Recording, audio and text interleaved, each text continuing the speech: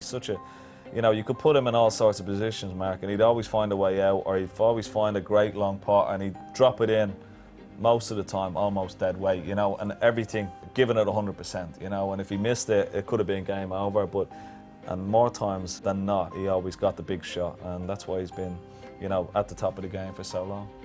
He's been a wonderful player over many, many years, and one of the sort of still remaining, standing, older generation of players, if you know what I mean. And in his prime, I reckon he was as good as it got under pressure. I mean, nobody was, I think, was as good as him from in front and behind. Yeah. It didn't seem to make much difference where he was. No. He could still pot the game ball, and he's doing a very good job of keeping the pressure shots together even now. I think it gets harder as you get older.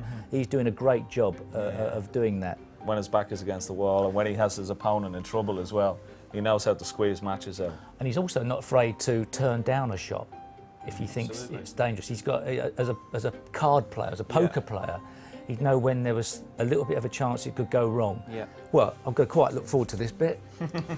Let's rip him to pieces. What's wrong with him? I mean, you know, what, apart from the haircut now, I've got more than him. I don't know. No.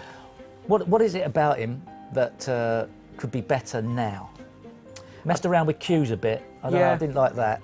A little bit. I think it was in vogue for a little while for players to start messing and chopping around with cues. I think the problem with Mark is he still thinks and plays the way he played 15 years ago. Every now and again, though, the balls don't go in like they did. He still hang his hat on going for that long red, leaving the white in the balls, playing the killer shot.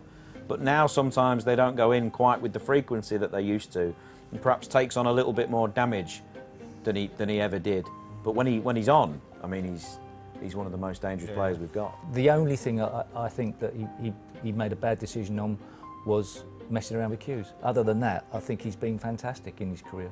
And does anyone know why he did it? No.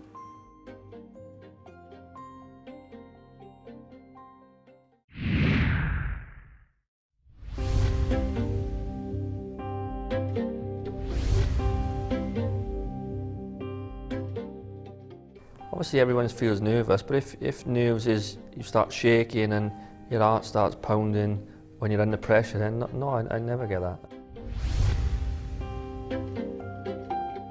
Well, Steve was right, it's getting harder these days to make the breaks and stuff like that, but that's just age, and I've learned to deal with that now. After the last time Steve had a little dig at me on TV, I sort of went back and thought, yeah, well, you know, he's probably right, and since then I've just started enjoying it more. And if I win, I win. If I lose, I don't really care.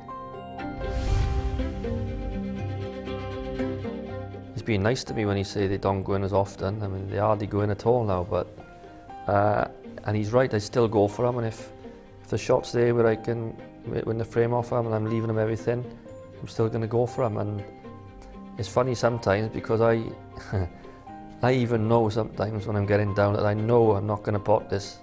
I just know I'm going to miss it, and I know I'm going to leave him in, but I would rather do that than butcher the safety up.